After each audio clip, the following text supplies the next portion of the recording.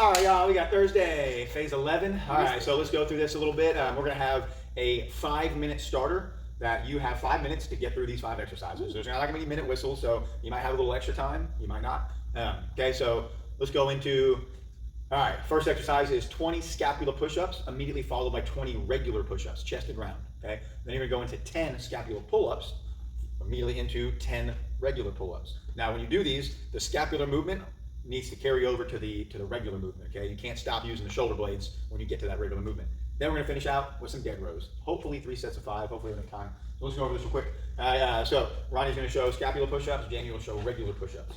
So we are in this hand plank position, blades are apart, he's even a little rounded here, so what I'm gonna have him do to kind of straighten out the roundness, he's gonna puff his chest out, okay? Still got his blades apart, but now his spine's straighter. So he's gonna keep that position, squeeze his blades together, and then pull them apart, okay? Another way to think about it, instead of squeeze together, pull apart, think about your hands, or think about your chest. Sink into it, and then press away from the floor. Sink into the floor, press away from the floor, okay? So you got 20 of those, try not to shrug, try to keep those armpits locked down. Now when you're done with 20 of those, shake it out a little bit, as much as you need, and then keep that shoulder blade movement, and we're gonna do 20 regular push-ups. Her hands will always be on the floor. She's not doing hand release. Okay, when she goes down, she squeezes her blades together. When she pushes up, she pulls her blades apart, just like Ronnie did. But now she's incorporating that into a push-up. So her hand position is about chest level, keeping her elbows tucked at a 45-degree angle, giving her that A shape, all right? She's not putting her hands up by her head or her face with this wide, winged out T position that's so bad on her shoulder. Okay, so 20 of each of those. Okay, now we're gonna go into the scapula pull-up. Jamie will do it with a band. Now, just like every other band movement for the upper body, you might double the reps. So she might be doing 20 of each of these pulling movements, where Ronnie's gonna do the 10.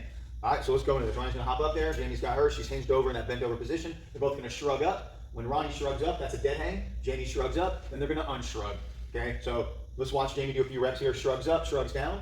This is just shoulder blade movement with the band. Now Ronnie's is different. When he shrugs up and down, he goes from a dead hang into the beginning of a pull-up, okay? He lifts himself up, lowers himself down, okay? So notice how he's leaning back. That's a little bit different movement. He is engaging the serratus muscle here, and that kind of leans him back a little bit. So if you're not leaning back, it's okay. As long as you're going straight up and down, you're working the shoulder blades for what we need here. He was kind of adding another step to it a little bit, which is fine too. So you got 10 scapula pull-ups or 10 to 20 on the band, and then we're going into the regular pull-up. So make sure we're still getting that shoulder blade movement. So they're both going to pull their shoulder blades down their back, and then continue with the rest of that pulling movement. Ronnie's going chest to bar, Jamie's going hands to shoulder, essentially, right? Okay, so we got 10 of these. And again, with the band, maybe it's 20. All right, now, we got one more thing we're gonna do. We did 4 muscular movements. All right, 1 to get the shoulder blades going, 1 to get the pressing, 1 to get the shoulder blades going vertically, 1 to get the pulling. The muscles are feeling good, they're warmed up, they're burning a little bit. Now we're gonna look for some speed and explosiveness. So this is a dead row. We're gonna do 5 reps. Why don't you go heavy? Why don't you go fast? So they're gonna stand up as fast as they can, squeezing their glutes and rowing, and then back down. Explode up, squeeze, back down. Okay, we're gonna do 5 of these, and as the reps go on, the speed should get quicker. So again, don't go heavy. It's not about heavy, it's about speed. Okay, so 3 sets of 5. All right, you got 5 minutes to get through those 5 things, and now we're on to our first circuit of rows. This is our build-up circuit. So we're gonna do 3 different weights on our row variation, a light, a medium, and a heavy. Okay, so like maybe 60, 70, 80%. Let's go with a couple rows here. So Ronnie's gonna show you a bench row with barbell. Okay, so you lean on a bench. Kind of gives you a good isolated upper back movement. If you got low back pain, this one's great because your low back's not doing really anything. So look how far apart his blades are. Now he's going to row that bar back towards his hips, squeezing his blades together and engaging his lats here. So stretch it out, boom, pull them down and flex. Okay. So there is a bench row. This can be barbell or dumbbell. Okay. You want to do bent over? Sure. Go bent over with the dumbbell. So we can also go bent over and barbell. This is where I showed you barbell. We'll show you dumbbell for this one. So he sits his hips back as far as he can until he is about parallel with the floor. As he gets more vertical here, he's going to use more traps. So for the guys, this 45-degree angle, that's good. You're going to work your upper traps. If you're a woman and you don't want to work your upper traps, or if you're a guy that doesn't want to work your upper traps, then you're going to hinge over more to your parallel with the floor, and we're going to do our rows that way. The more parallel you get, the further down your back you're going to work. Okay, same thing goes. Blades apart as he extends, blades down the back, and together as he comes up. Okay, so there's a row there. Jamie here, let's do standing rows and seated rows. So because we showed you a bench and a bent over row, those apply for the bands as well. You can stand on the band and do both of those. We're going to show you standing and seated. So she got her band hooked up at about waist level. She's going to walk back as far as she needs. She can go staggered stance if she really wants to get some resistance and walk back farther. And she is rowing here. So she is going to let her blades stretch apart and then squeeze them back together. Notice the stretch and the flex, very important. Got the abs pulled in because she's standing, so she got to engage her abs, right? Now if we want to go seated, grab this stack of pads, the glued ones.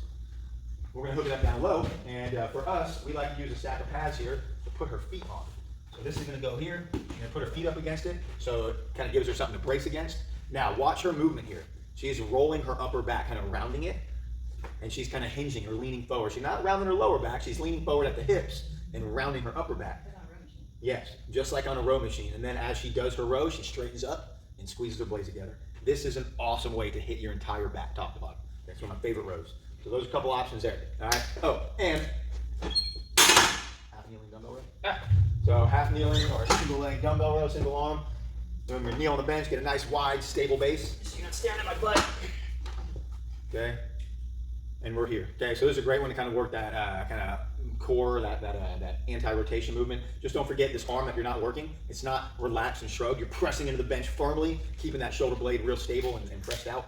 So you're actively pushing down. You're not sinking into it, right? Most people just kind of sink into it and get comfortable, and then the shoulder blades don't work good. Okay, so there's a bunch of different row variations. You got 3 build-up sets here. You're going sets of 3 because you want to get stronger, sets of 8 because you're trying to build muscle, or sets of 12 because you're trying to build muscle and you're a little crazy. But you build a lot of muscle at 12 if you can go hard. The problem is the conditioning is so high, you got to have good conditioning, right? So if you're trying to get there, do 12s. If you're already there, go heavy on 12s, okay?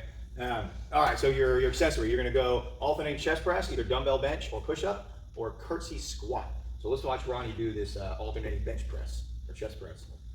So whether you're on an incline bench to hit more upper chest or a flat bench or even the floor, it's all the same. Okay, so he's gonna put his feet on the ground, he's gonna plant his feet, he's gonna drive with his legs so his back arches a little bit. That helps him pull his shoulder blades down, pin to the bench, head's pressed hard on the bench. If your head's not pressed into the bench, you're probably getting neck pain, all right? You're probably shrugging your shoulders. So push your head into the bench to engage all those neck muscles. Now, we are going to alternate. Okay, so he is alternating at the top.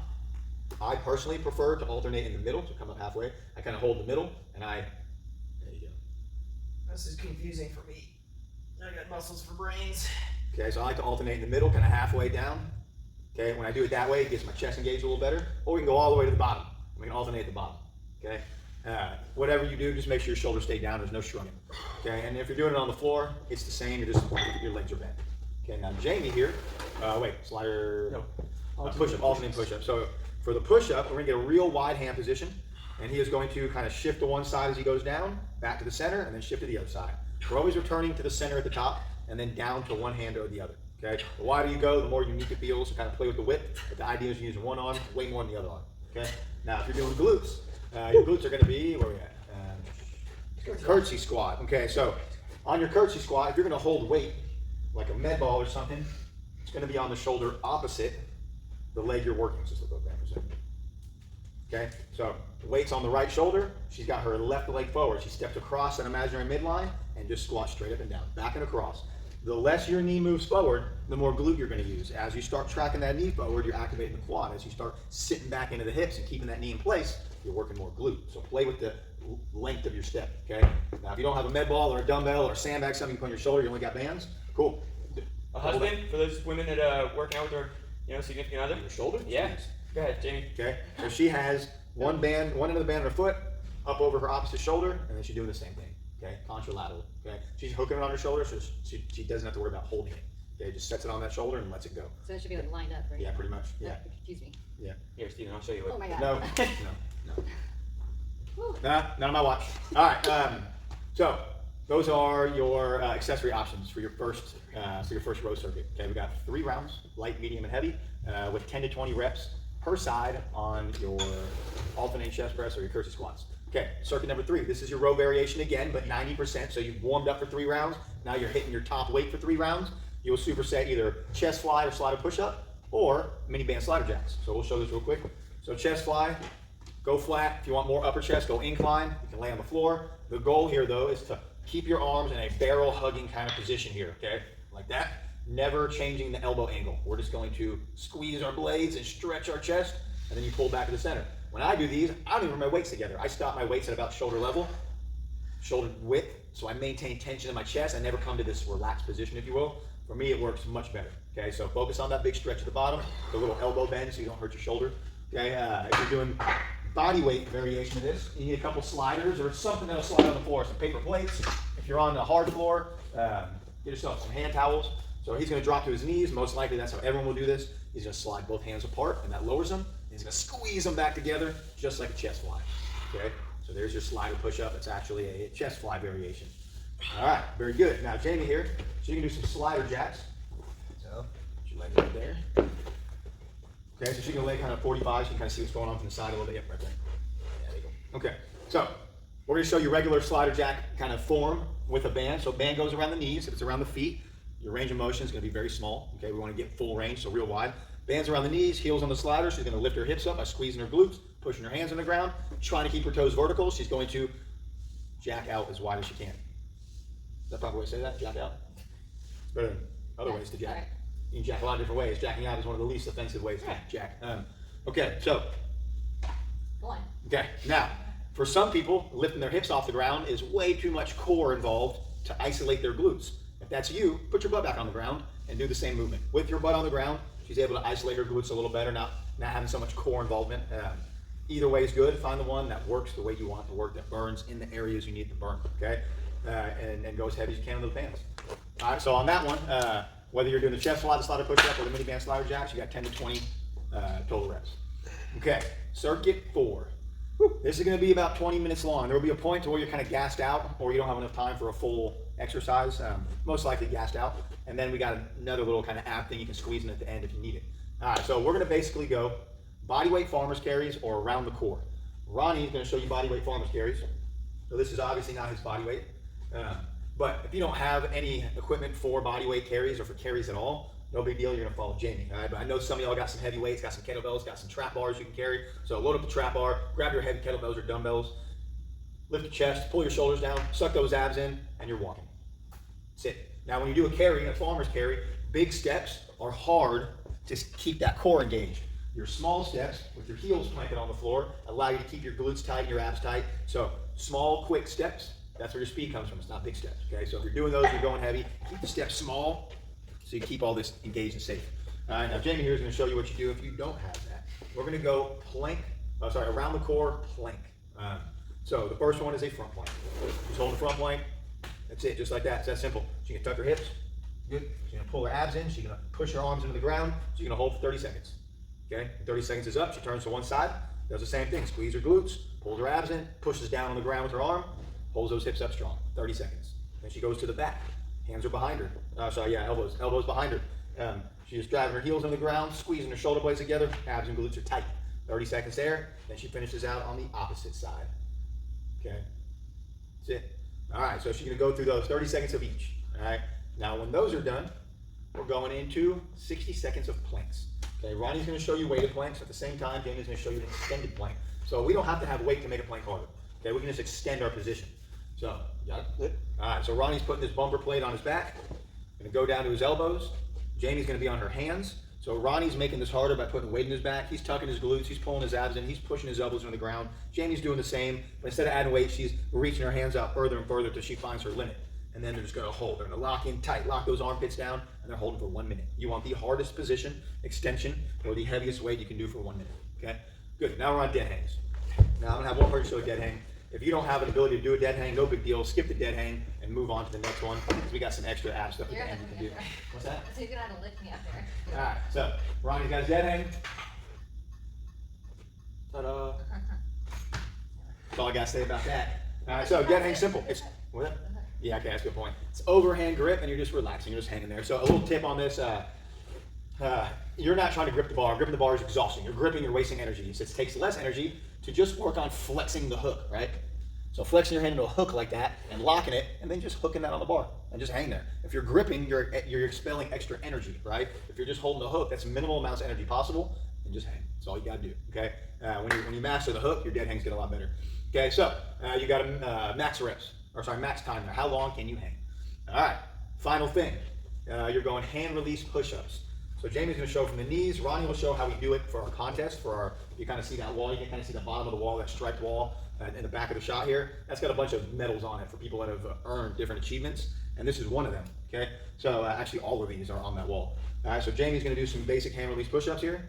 When she goes to the floor, she picks her hands up, puts them down, presses back up. Ronnie's doing the same thing. Jamie's on the knees, but Ronnie has his feet elevated on about 3 inches of pads. And the reason we do that, it makes it really hard to put your knees down. That's a lie.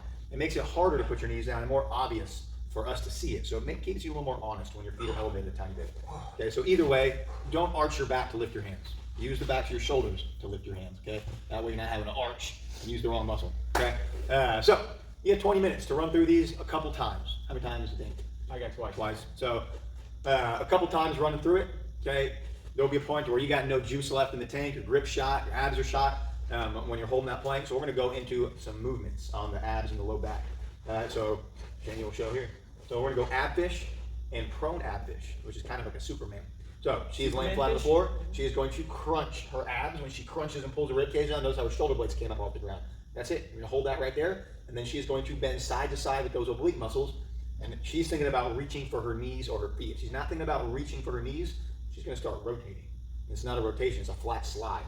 Okay? So she's going for 50 here. If she gets all 50 unbroken, awesome. If she doesn't, needs a break, at that point, she flips over, whether she did 50 unbroken or just taking a break from them, lays on her back, goes into this position here, squeezes her blades together, and now she's doing the same movement, back's arched, chest off the ground, try to touch her elbows to her butt, okay, side to side. Now, if you struggle to not rotate, a lot of people, when they do this position, they twist and rotate. She's gonna reach her hands by her sides, and again, start reaching for the knees. So it's not a rotation, it's a flat slide, okay? So 50 of each of those with any leftover time you have in your 20-minute circuit. That's it. Good workout, okay? So I want you to read through this, I want you to warm up a little bit, and let's get it.